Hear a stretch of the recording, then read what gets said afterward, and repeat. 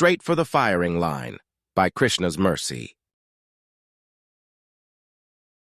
Jabahin munis mahisahi kaju sunayo, bhayo saneh satya bas utaruna ayo.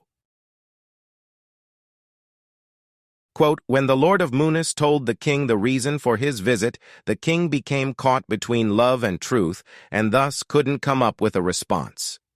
Janaki Mangala, 24. A wise person takes assessments along the way.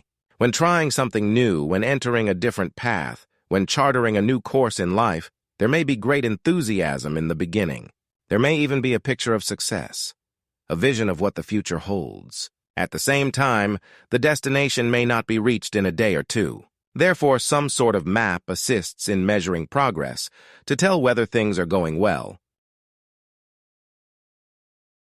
Within the culture of Sanatana Dharma, which equates to the science of self-realization, one of the more famous books of knowledge is Bhagavad-gita.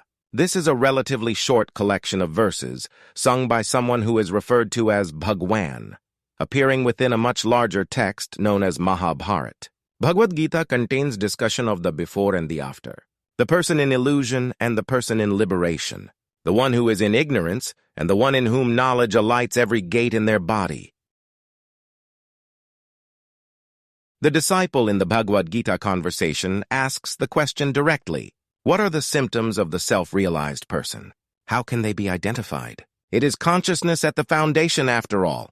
How can consciousness be measured if someone is known to speak infrequently? How can we judge the internals of a person based on externals like occupation, bodily health, and relationships formed? Sri Krishna responds by describing various features and tendencies that equate with knowledge. At the foundation is detachment. Known as vairagya in Sanskrit, it is more subtle than simply giving things up. It is like having an out-of-body experience from morning until night. Working, but not really carrying an interest. Feeding the body, but not getting influenced by gain and loss, ups and downs, or highs and lows. Yasarvatran bhisnehastat prapya shubha shubham.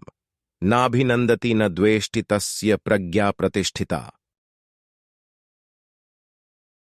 Quote, he who is without attachment, who does not rejoice when he obtains good, nor lament when he obtains evil, is firmly fixed in perfect knowledge. Lord Krishna, Bhagavad-gita 257. There is potential for confusion on this issue. It appears that Krishna wants someone to become robot-like, completely lacking in emotion, not a care in the world, indifferent to the sufferings around them, elated from within in identifying with the self, but ignoring everyone else. We can look to the historical example of King Dashrath of Ayodhya to see how this state of liberation manifests. Dashrath is one in a long line of pious rulers. The dynasty is known as Raghu and Ikshvaku. Dashrath fits the part. He is up for the responsibility. He is fearless, heroic, brave, chivalrous, and always attentive to the rules and regulations applying to the different orders. This system is collectively known as Varnashram Dharma. At the same time, Dashrath is known for his attachment to his eldest son, who happens to an expansion of Vishnu. Appearing in the guise of a human being, Sri Rama is everything to the king. This was the son that the king had long since anticipated. Dashrath carried out a yagya at the direction of a brahmana named Rishya Shringa. From eating the remnants of that sacrifice, the queens in Ayodhya became pregnant. Now just imagine that the thing you cherish most in life gets taken away from you. Imagine that it is your beloved eldest son. Imagine that at the time of separation, the son is not yet mature in years. They are still something like a child. You have to part with that son because of a request from a visiting sage. Vishvamitra once visited Ayodhya, and in the beginning there were nice and meaningful pleasantries exchanged. Things changed when Dashrath fell into despair. This was upon hearing the request of Vishvamitra. The rishi wanted Rama to serve as a sort of escort. The forest was getting dangerous, you see. These night rangers were causing havoc. Only Rama could provide adequate defense. The person in ignorance would allow their attachment to take priority. If Dashrath was uncultured, he would refuse the request. He certainly would not willingly throw his beloved son into danger. It was like going from the cradle straight for the firing line. The proposal was utter madness. We know that Dashrath did relent.